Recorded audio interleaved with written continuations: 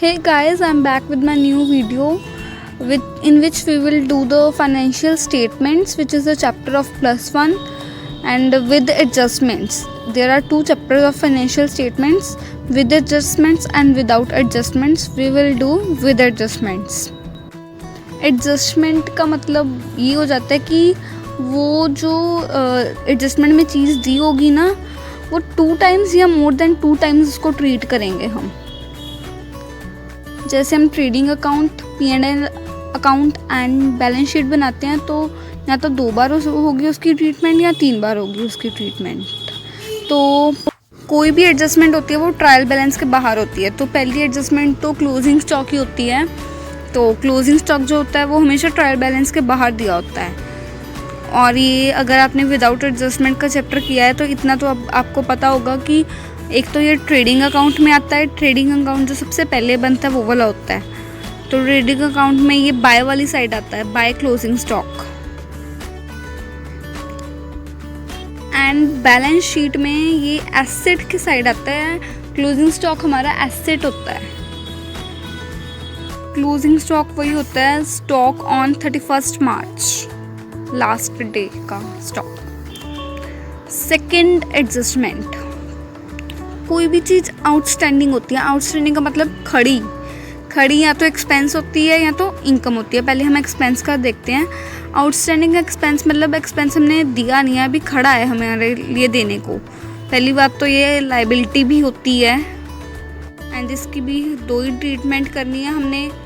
Outstanding expense मतलब journal entry क्या होगी इसकी, सबसे पहली बात तो ये लाइबिलिटी है। अगर हम किसी से परचेज करते थे क्रेडिट पे तो हम नाम लिखते थे, बट जब एक्सपेंस या इनकम की बात आती है ना तो वहाँ पे नाम नहीं लिखते, वहाँ पे लिखते हैं हम outstanding.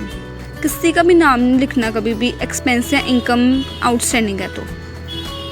Salary account debit to outstanding salary account. अब इसके 2 ट्रीटमेंट्स क्या होंगी। जिस भी तरह का एक्सपेंस होगा, सैलरी है मतलब इनडायरेक्ट, वेजेस होगा तो मतलब डायरेक्ट, जिस भी तरह का ना उसने उसी में प्लस हो जाना है। सपोज करो वेजेस 2000 के हैं और एडजस्टमेंट में 2000 आउटस्टैंडिंग दिया है तो प्लस हो जाएगा 2000 + 2000 4000।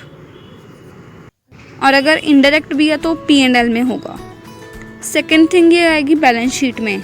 सिंपल सी बात समझो, अगर आपने किसी का पैसा दिया नहीं है, देना है, तो ऑफ कोर्स वो आपकी लाइबिलिटी होगा।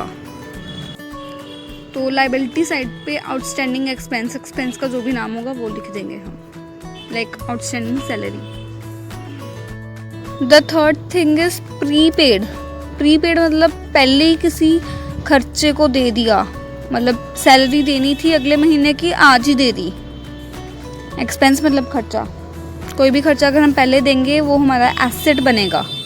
अगर हम नहीं देते, खड़ा होता है तो वो लाइबिलिटी बनता है। तो अगर हम पहले दे देते हैं तो वो एसेट बनेगा। एंड एसेट कहाँ पे आते हैं, बैलेंस शीट में।